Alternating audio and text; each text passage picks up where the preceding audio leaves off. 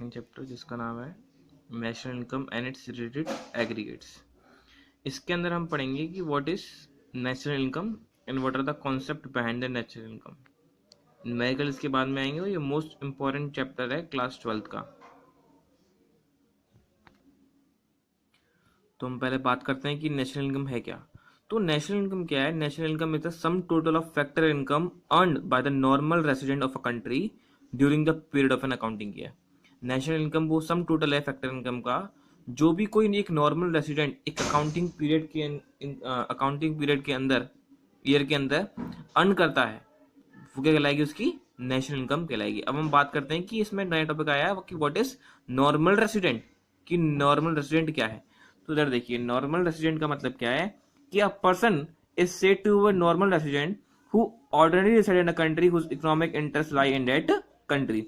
मतलब एक normal resident उस कंट्री का वो माना जाएगा जो उस कंट्री के अंदर रिसाइड कर रहा है, मतलब कि रह रहा है, लेकिन उसका इकोनॉमिक इंटरेस्ट भी उसी कंट्री के अंदर लाई करना चाहिए। अब इकोनॉमिक इंटरेस्ट क्या है? इकोनॉमिक इंटरेस्ट का मतलब है कि वो उसी कंट्री के अंदर कमाएगा, उसी कंट्री के अंदर खाएगा, उसी कंट्री के अंदर अपना चीजों अपनी इनकम का एक्सपेंडिचर करेगा।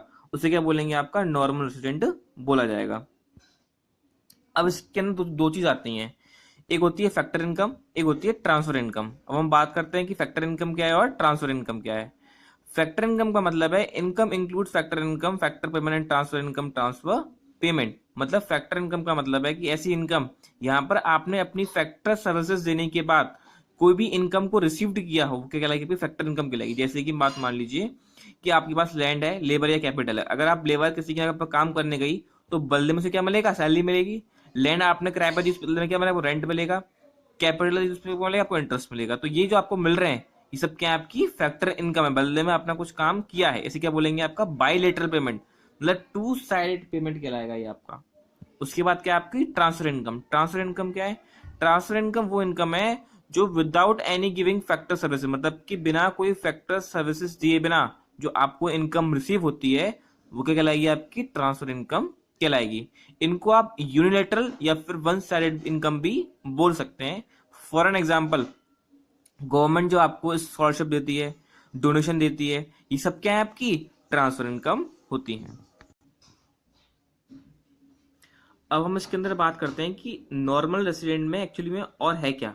देखिए, नॉर्मल रेसिडेंट के अंदर दो चीज हो जाती है। नॉर्मल रेसिडेंट जो है एक इंडिविजुअल भी हो सकता है और एक इंस्टीट्यूशन भी हो सकता है, मतलब कि एक सिंगल पर्सन भी हो सकता है और एक ऑर्गेनाइजेशन भी आपकी क्या हो सकती है? नॉर्मल रेसिडेंट हो सकती है।